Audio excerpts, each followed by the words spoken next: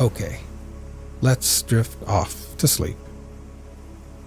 Today you'll be listening and dozing off on a warm afternoon at Grandma and Grandpa's at Gull Harbor.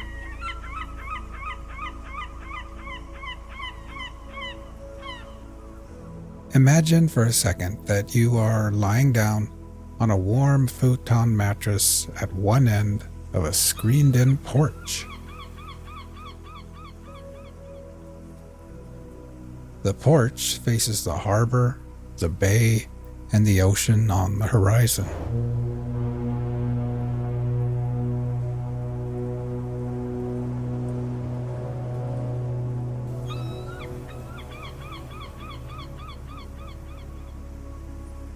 The mattress is nestled into a corner and is part of a cozy little reading nook prepared just for kids.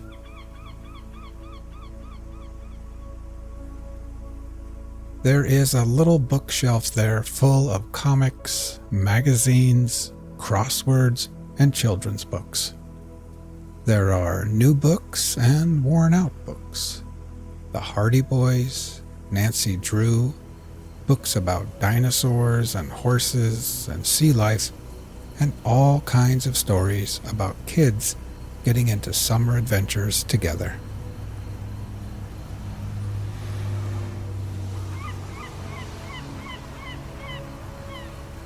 A blue plastic and white transistor radio sits next to a stack of puzzles and board games. A wooden box contains decks of playing cards, dice, jacks, and short little pencils that have been sharpened way too many times.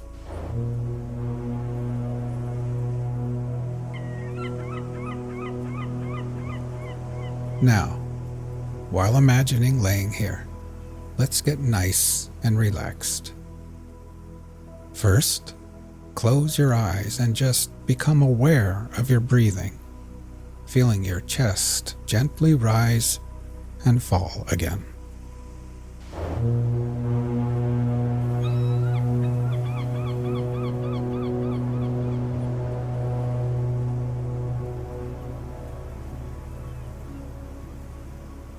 Next, we will try taking a few deeper breaths. First, filling your lungs with air, then holding it in for 2 or 3 seconds before gently exhaling and letting it all go. Ready? Breathe in deeply, hold for 3, 2, 1, and then exhale.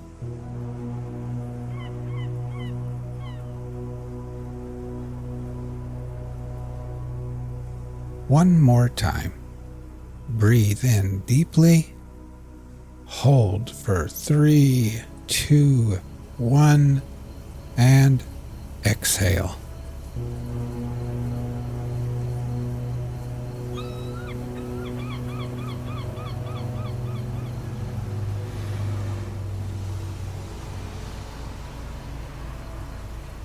And try thinking to yourself, as I lay here at Gull Harbor, I can feel gravity's pull tugging me gently back towards Earth. With every exhale, I can feel my feet, my ankles, calves, knees, and my legs becoming heavier and more relaxed.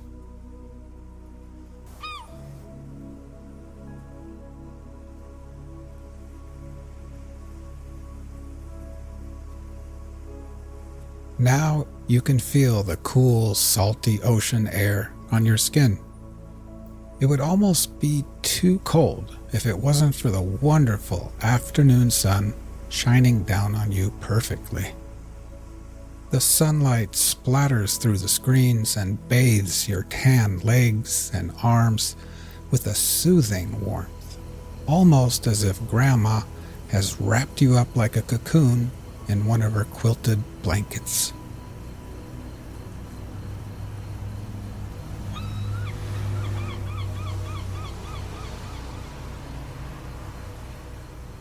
Inside the house, the TV is on, and you can hear Grandma and Grandpa moving around after lunch.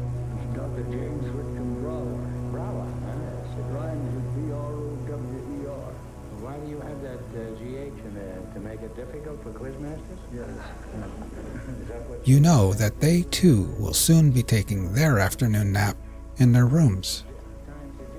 But you've got the whole porch to yourself, and your belly feels nice and warm and perfectly satisfied. Today, Grandma made clam chowder and grilled cheese sandwiches. You enjoyed the hot soup and warm, soft cheese, and then you washed it down with a glass of fresh, cold milk.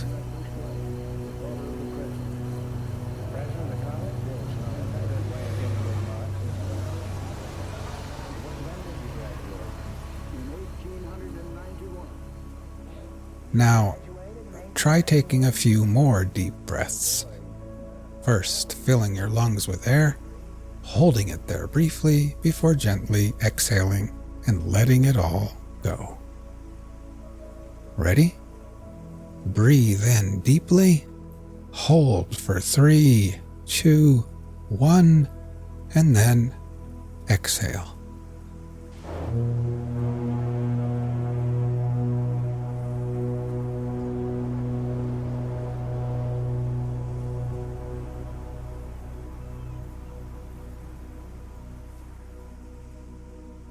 Try continuing on your own, and while doing this, try thinking to yourself, as I lay here, I can feel my body becoming heavier in the cool air and warm sunshine.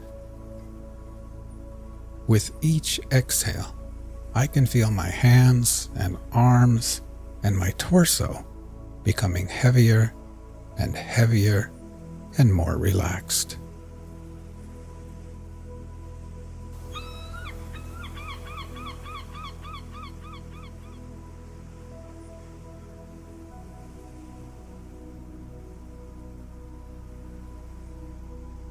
You pull out a random book from the bookshelf.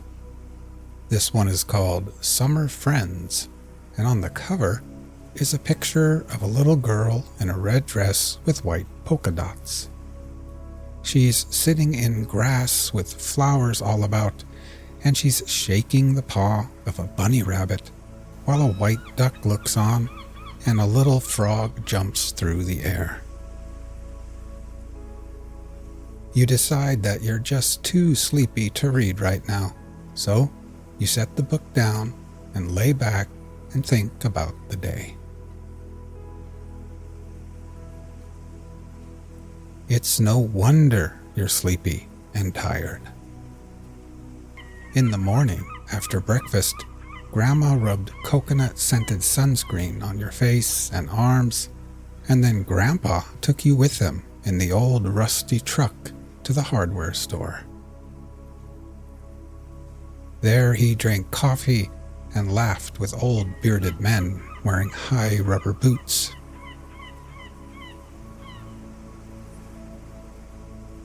Then you went with him to the docks at the harbor, where he showed you the best place to buy fresh clams, crab, and fish.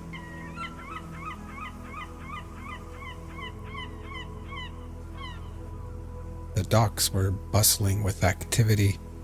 Wooden boats creaked against the tide, fishermen shouted to one another, and the air was thick with the scent of salt water, fresh fish, and diesel.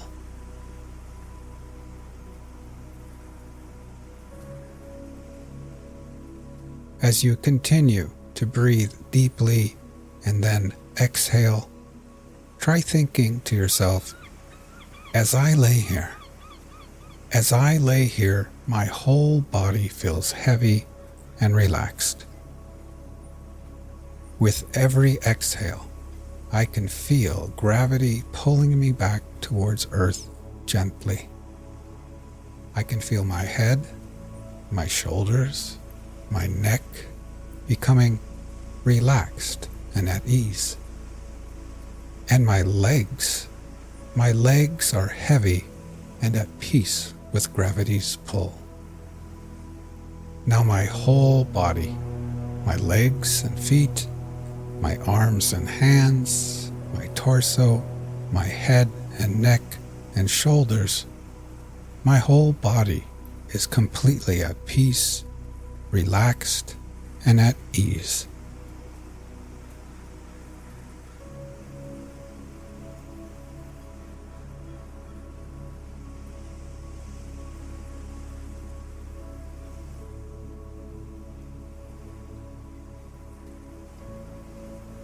In the late morning, after coming back to the house with Grandpa, you had borrowed his binoculars and walked up Whalebone Hill, where you could see everything far and wide. The little town of Gull Harbor, the fishing boats and ships at sea, the car ferry full of tourists headed to the islands, the seagulls, and kids riding bikes and scooters along the streets below. Then, up on Whalebone Hill, you had finally flown your brand new kite, a beautiful purple kite with a long white tail.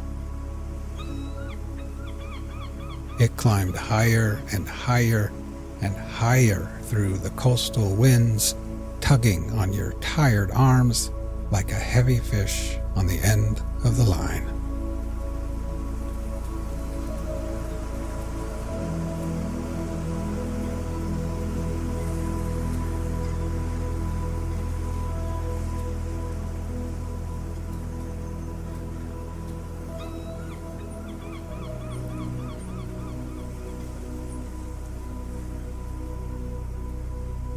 But now, so drowsy, laying under the sun on the porch, after a long morning of adventures in the crisp, fresh coastal air, you pick up the transistor radio and dial into a random station. Walden by Henry David Thoreau. Economy. Part 1. When I wrote the And following then pages, or rather you the set bulk the of them, radio I down, lived alone in the woods, lay a back, mile from any and neighbor. close your I eyes. had built myself on the shore of Walden Pond in Concord, Massachusetts, and earned my living by the labor of my hands only. I lived there 2 years and 2 months. At present, I am a sojourner in civilized life again. I should not obtrude my affairs so much on the notice of my readers if very particular inquiries had not been made by my townsmen concerning my mode of life, which some would call impertinent, though they do not appear to me at all impertinent, but, considering the circumstances, very natural and pertinent. Some have asked what I got to eat, if I did not feel lonesome, if I was not afraid, and the like. Others have been curious to learn what portion of my income I devoted to charitable purposes, and some, who have large families, how many poor children I maintained. I will therefore ask those of my readers who feel no particular interest in me to pardon me if I undertake to answer some of these questions in this book. In most books, the I, or first person, is omitted. In this it will be retained. That, in respect to egotism, is the main difference. We commonly do not remember that it is, after all, always the first person that is speaking. I should not talk so much about myself if there were anybody else whom I knew as well.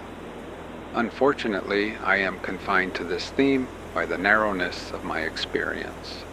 Moreover, I, on my side, require of every writer, first or last, a simple and sincere account of his own life, and not merely what he has heard of other men's lives, some such account as he would send to his kindred from a distant land.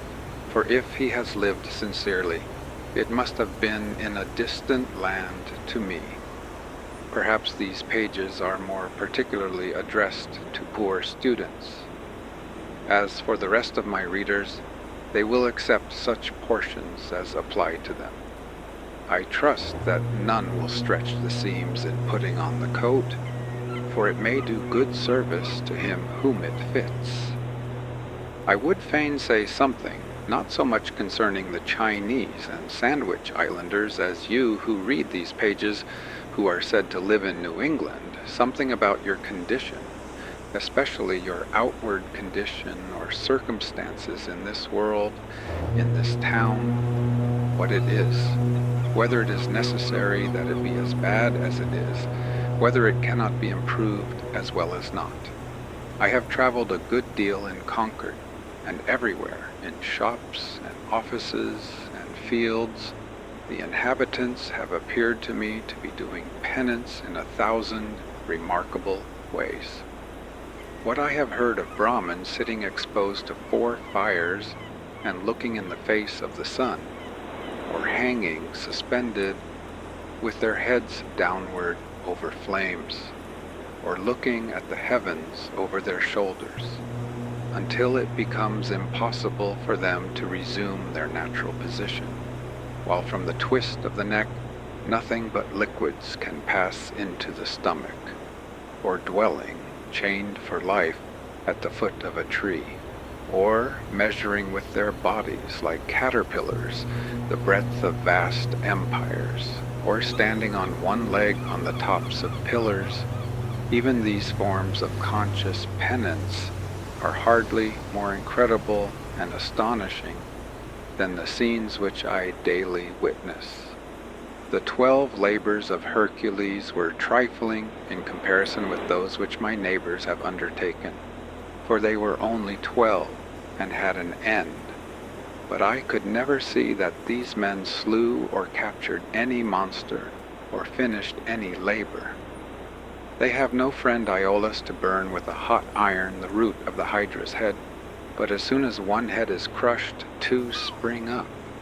I see young men, my townsmen, whose misfortune it is to have inherited farms, houses, barns, cattle, and farming tools, for these are more easily acquired than got rid of. Better if they had been born in the open pasture and suckled by a wolf, that they might have seen with clearer eyes what field they were called to labor in. Who made them serfs of the soil? Why should they eat their 60 acres when man is condemned to eat only his peck of dirt? Why should they begin digging their graves as soon as they are born? They have got to live a man's life, pushing all these things before them, and get on as well as they can.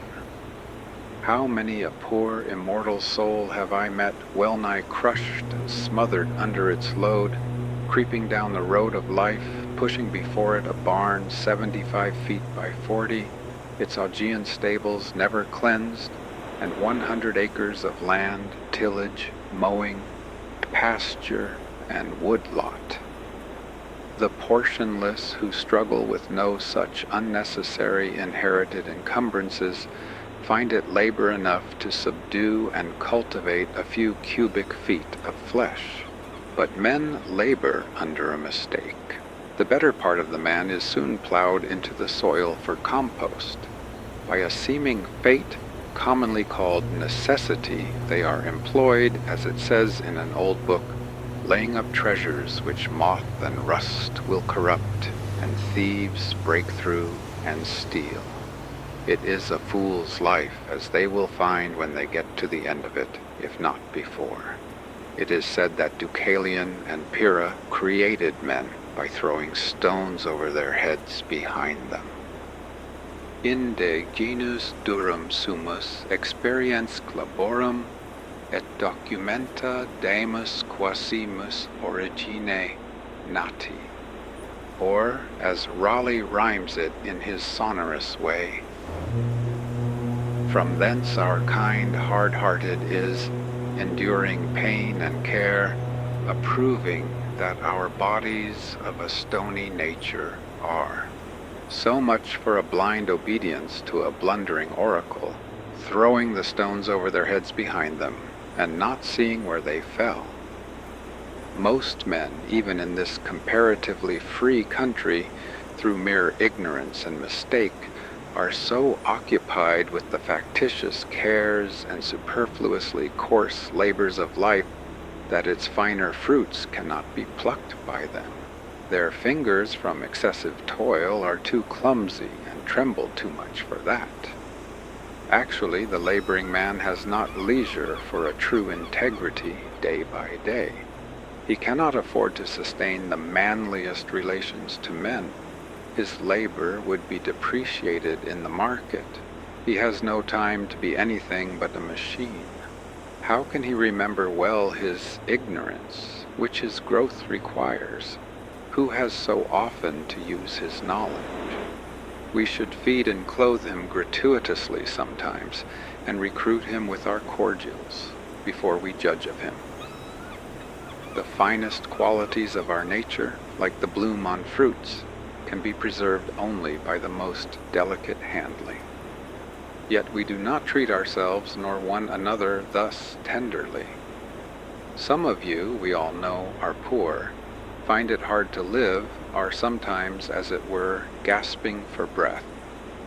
I have no doubt that some of you who read this book are unable to pay for all the dinners which you have actually eaten, or for the coats and shoes which are fast wearing or are already worn out, and have come to this page to spend borrowed or stolen time, robbing your creditors of an hour.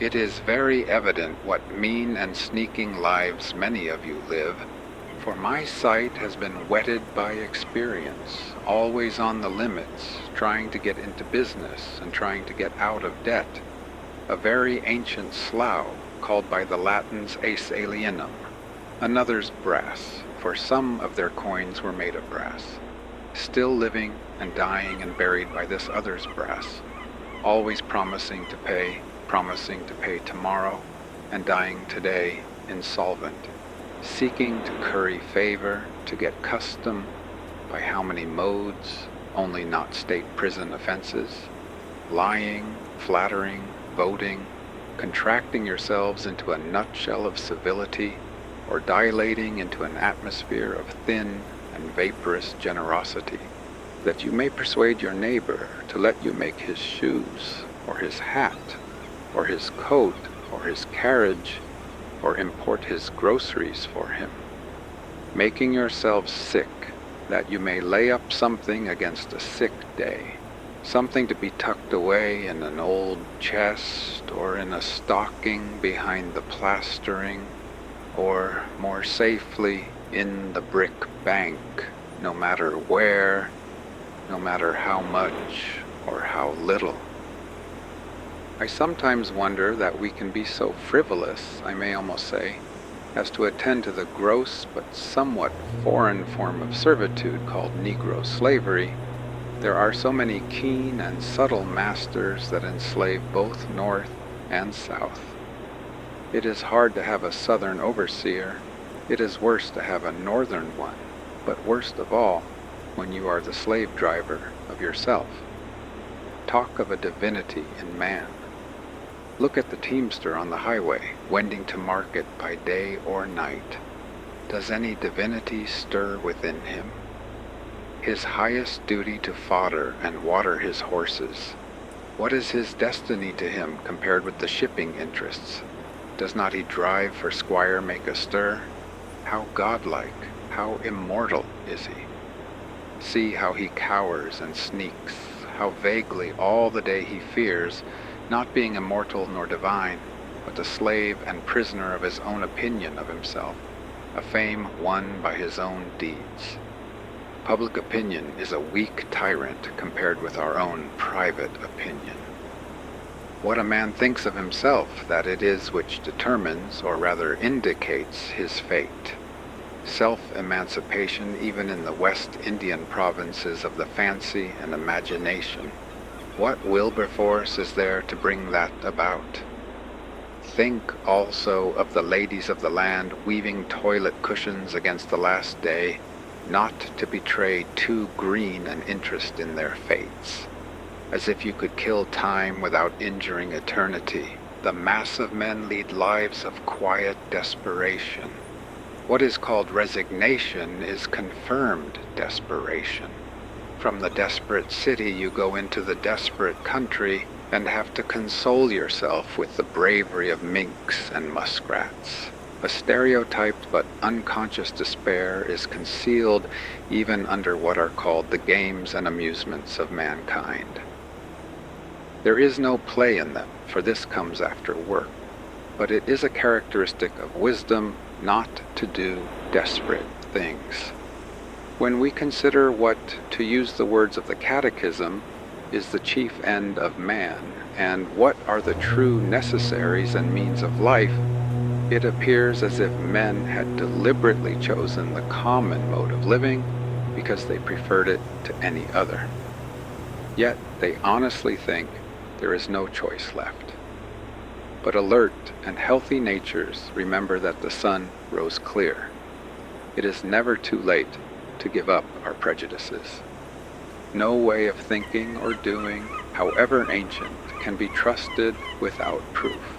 What everybody echoes or in silence passes by as true today may turn out to be falsehood tomorrow, mere smoke of opinion, which some had trusted for a cloud that would sprinkle fertilizing rain on their fields.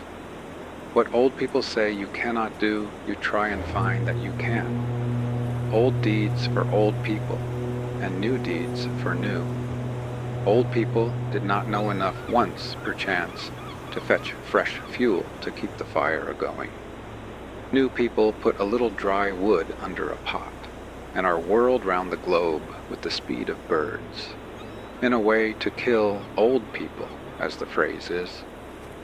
Age is no better, hardly so well, qualified for an instructor as youth, for it has not profited so much as it has lost. One may almost doubt if the wisest man has learned anything of absolute value by living. Practically, the old have no very important advice to give the young. Their own experience has been so partial, and their lives have been such miserable failures for private reasons as they must believe. And it may be that they have some faith left which belies that experience, and they are only less young than they were. I have lived some 30 years on this planet, and I have yet to hear the first syllable of valuable or even earnest advice from my seniors. They have told me nothing, and probably cannot tell me anything to the purpose. Here is life, an experiment to a great extent untried by me, but it does not avail me that they have tried it. If I have any experience which I think valuable, I am sure to reflect that this my mentors said nothing about. One farmer says to me, "You cannot live on vegetable food solely, for it furnishes nothing to make bones with." And so he religiously devotes a part of his day to supplying his system with the raw material of bones. Walking all the while he talks behind his oxen, which, with vegetable-made bones, jerk him and his lumbering plow along in spite of every obstacle. Some things are really necessaries of life in some circles, the most helpless and diseased, which in others are luxuries merely, and in others still are entirely unknown. The whole ground of human life seems to some to have been gone over by their predecessors, both the heights and the valleys, and all things to have been cared for. According to Evelyn, the wise Solomon prescribed ordinances for the very distances of trees, and the Roman praetors have decided how often you may go into your neighbor's land to gather the acorns which fall on it without trespass, and what share belongs to that neighbor. Hippocrates has even left directions how we should cut our nails, that is, even with the ends of the fingers, neither shorter nor longer. Undoubtedly, the very tedium and ennui which presume to have exhausted the variety and the joys of life are as old as Adam. But man's capacities have never been measured, nor are we to judge of what he can do by any precedents, so little has been tried. Whatever have been thy failures hitherto, be not afflicted, my child, for who shall assign to thee what thou hast left undone? We might try our lives by 1,000 simple tests, as for instance that the same sun which ripens my beans illumines at once a system of earths like ours. If I had remembered this, it would have prevented some mistakes. This was not the light in which I hoed them. The stars are the apexes of what wonderful triangles. What distant and different beings in the various mansions of the universe are contemplating the same one at the same moment? Nature and human life are as various as our several constitutions. Who shall say what prospect life offers to another?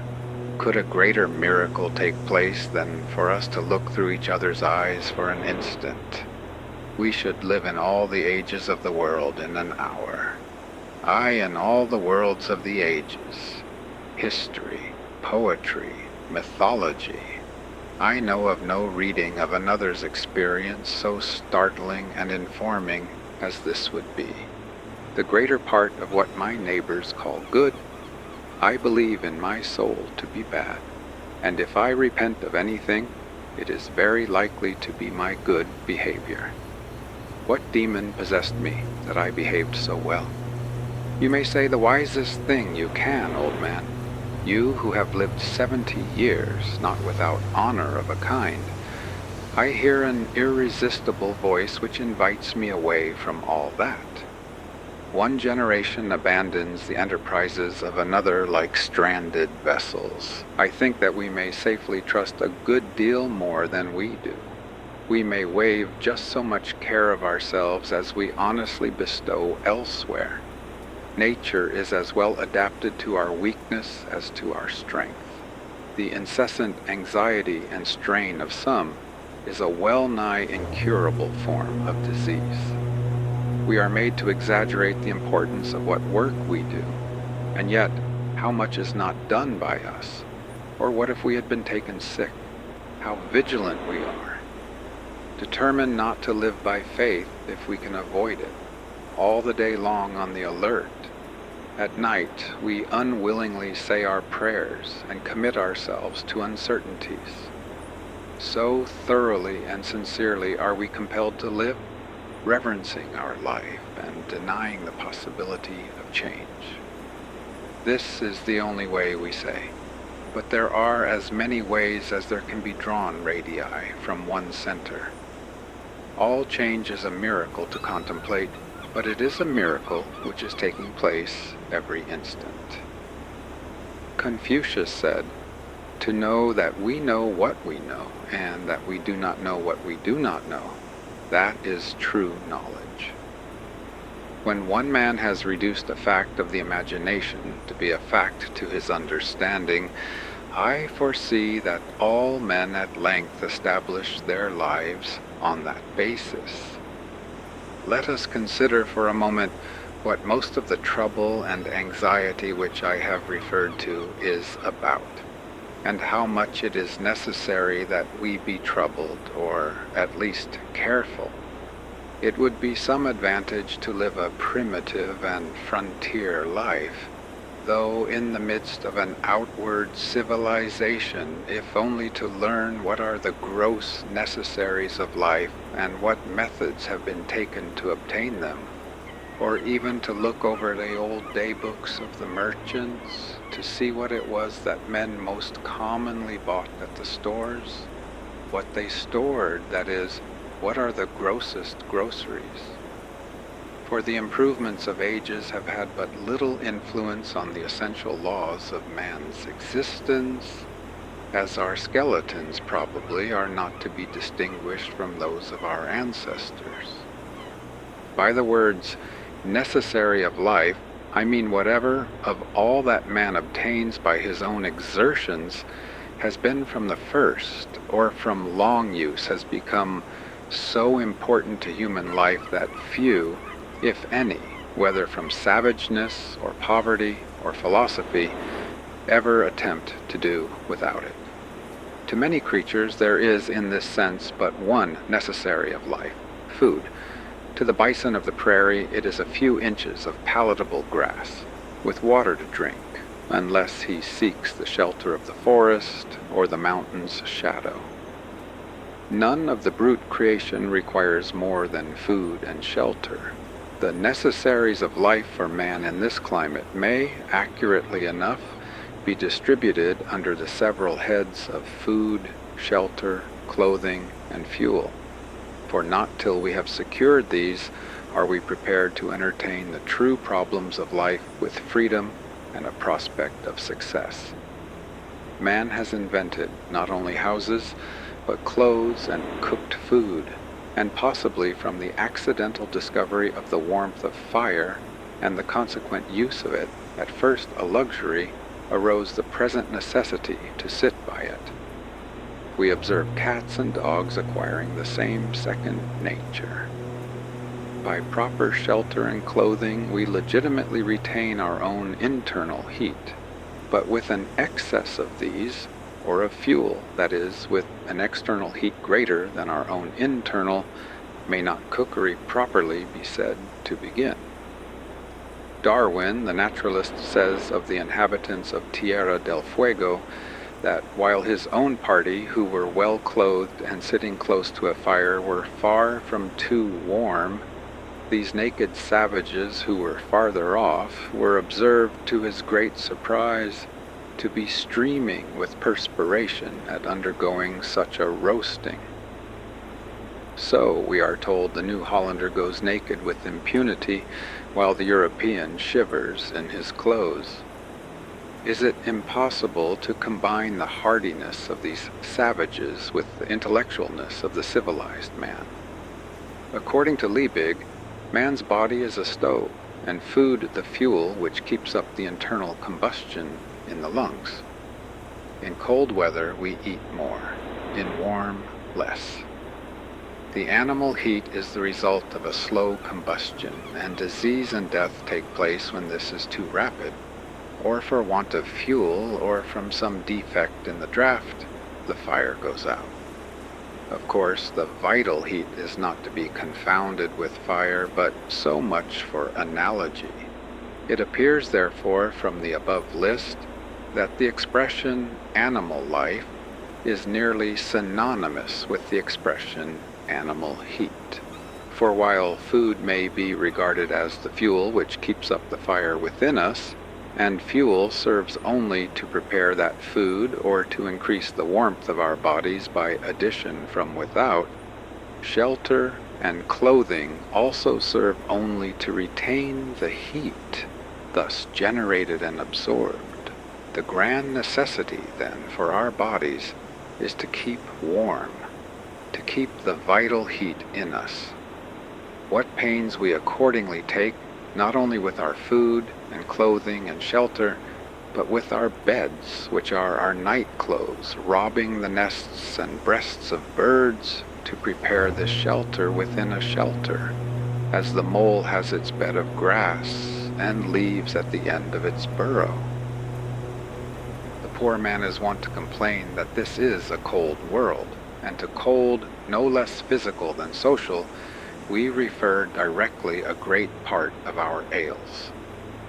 The summer in some climates makes possible to man a sort of Elysian life. Fuel, except to cook his food, is then unnecessary. The sun is his fire, and many of the fruits are sufficiently cooked by its rays, while food generally is more various and more easily obtained, and clothing and shelter are wholly or half unnecessary. At the present day, and in this country, as I find by my own experience, a few implements, a knife, an axe, a spade, a wheelbarrow, and sea, and for the studious, lamplight stationery and access to a few books rank next to necessaries, and can all be obtained at a trifling cost. Yet some, not wise, go to the other side of the globe, to barbarous and unhealthy regions, and devote themselves to trade for 10 or 20 years in order that they may live, that is, keep comfortably warm and die in New England at last. The luxuriously rich are not simply kept comfortably warm, but unnaturally hot. As I implied before, they are cooked, of course, à la mode. Most of the luxuries and many of the so-called comforts of life are not only not indispensable, but positive hindrances to the elevation of mankind. With respect to luxuries and comforts, the wisest have ever lived a more simple and meager life than the poor. The ancient philosophers, Chinese, Hindu, Persian, and Greek, were a class than which none has been poorer in outward riches, none so rich in inward. We know not much about them. It is remarkable that we know so much of them as we do. The same is true of the more modern reformers and benefactors of their race. None can be an impartial or wise observer of human life, but from the vantage ground of what we should call voluntary poverty. Of a life of luxury, the fruit is luxury, whether in agriculture or commerce or literature or art. There are nowadays professors of philosophy, but not philosophers. Yet it is admirable to profess because it was once admirable to live.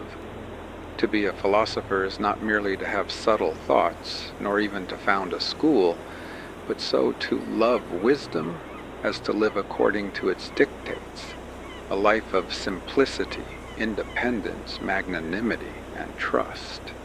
It is to solve some of the problems of life, not only theoretically, but practically. The success of great scholars and thinkers is commonly a courtier-like success, not kingly, not manly.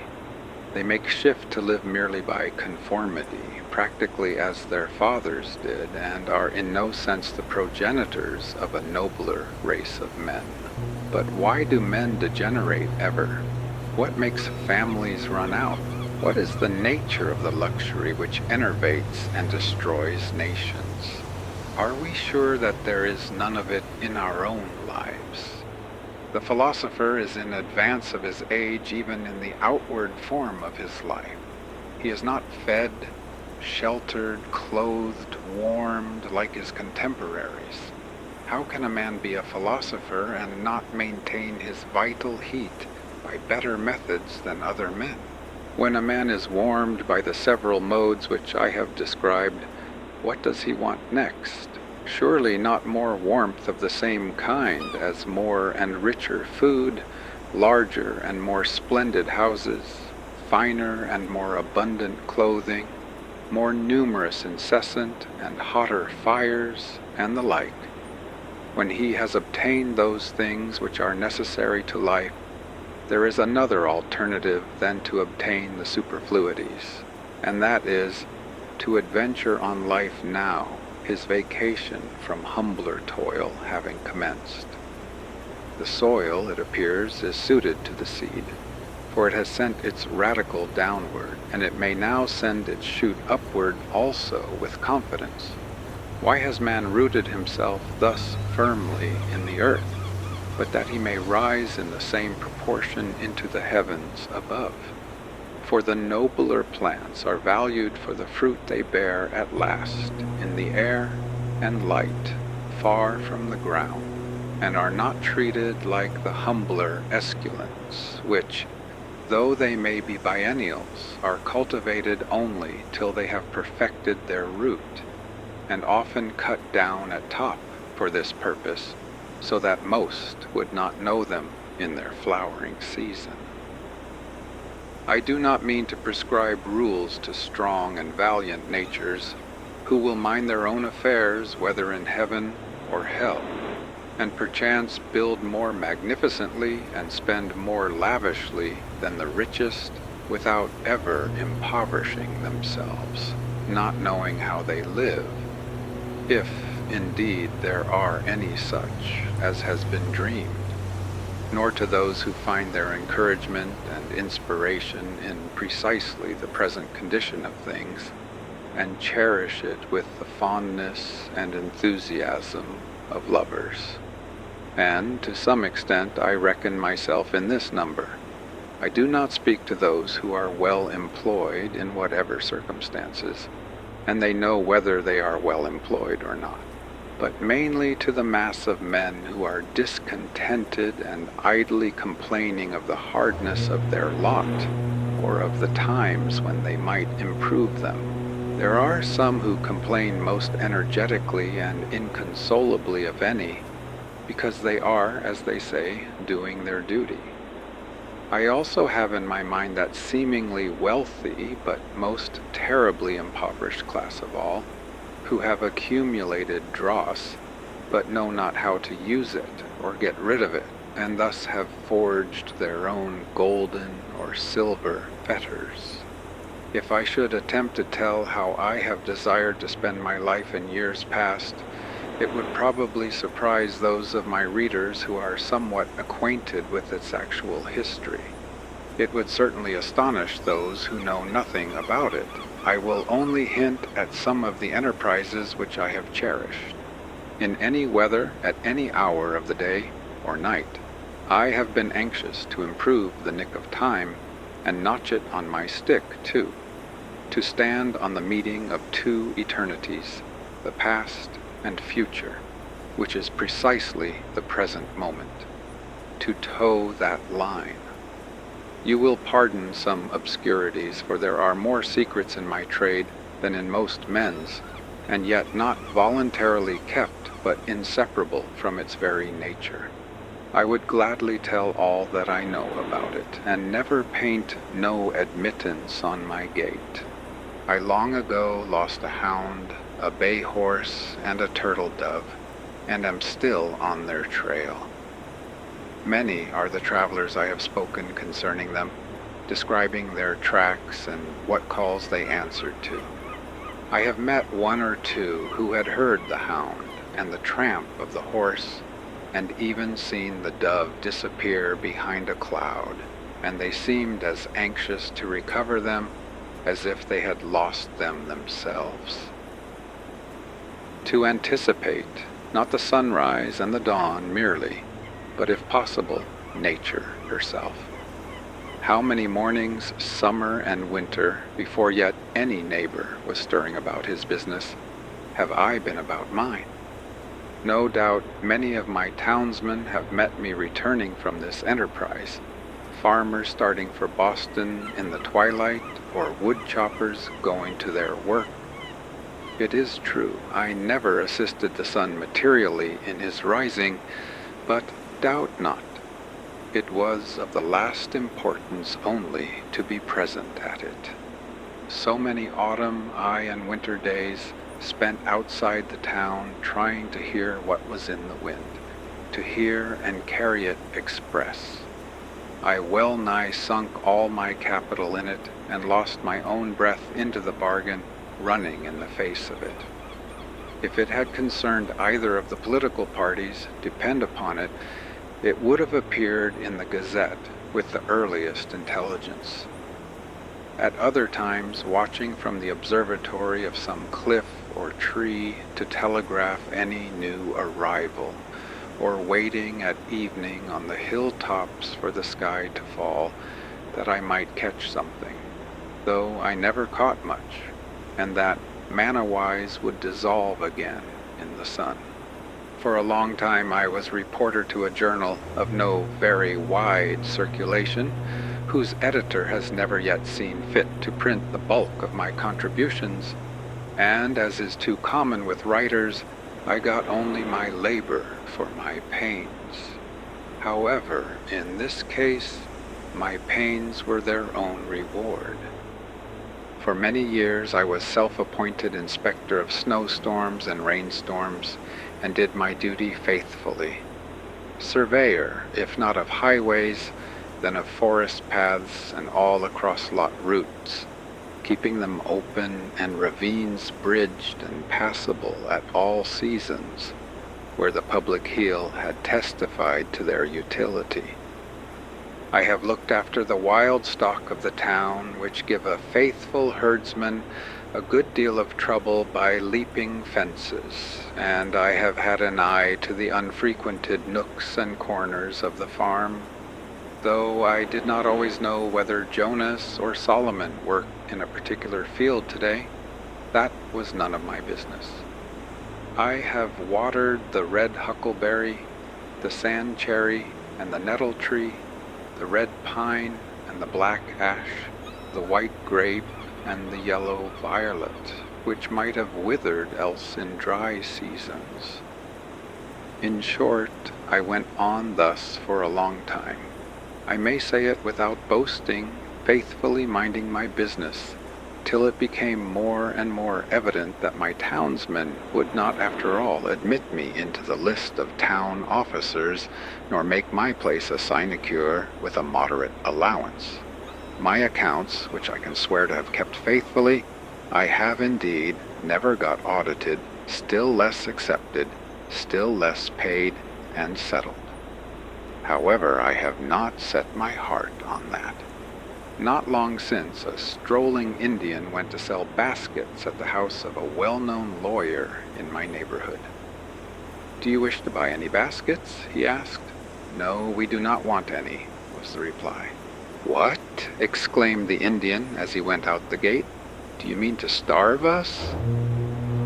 Having seen his industrious white neighbors so well off that the lawyer had only to weave arguments, and by some magic, wealth and standing followed, he had said to himself, "I will go into business. I will weave baskets. It is a thing which I can do."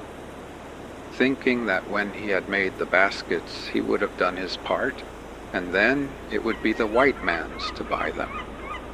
He had not discovered that it was necessary for him to make it worth the other's while to buy them, or at least make him think that it was so, or to make something else which it would be worth his while to buy. I too had woven a kind of basket of a delicate texture, but I had not made it worth anyone's while to buy them. Yet not the less in my case did I think it worth my while to weave them, and instead of studying how to make it worth men's while to buy my baskets, I studied rather how to avoid the necessity of selling them. The life which men praise and regard as successful is but one kind. Why should we exaggerate any one kind at the expense of the others? Finding that my fellow citizens were not likely to offer me any room in the courthouse, or any curacy, or living anywhere else, but I must shift for myself, I turned my face more exclusively than ever to the woods, where I was better known. I determined to go into business at once, and not wait to acquire the usual capital, using such slender means as I had already got. My purpose in going to Walden Pond was not to live cheaply, nor to live dearly there, but to transact some private business with the fewest obstacles, to be hindered from accomplishing which, for want of a little common sense, a little enterprise and business talent, appeared not so sad as foolish. I have always endeavored to acquire strict business habits. They are indispensable to every man. If your trade is with the Celestial Empire, then some small counting house on the coast in some Salem harbor will be fixture enough. You will export such articles as the country affords, purely native products, much ice and pine timber, and a little granite, always in native bottoms. These will be good ventures. To oversee all the details yourself in person, to be at once pilot and captain, and owner and underwriter, to buy and sell and keep the accounts, to read every letter received and write or read every letter sent, to superintend the discharge of imports night and day, to be upon many parts of the coast, almost at the same time. Often the richest freight will be discharged upon a Jersey shore.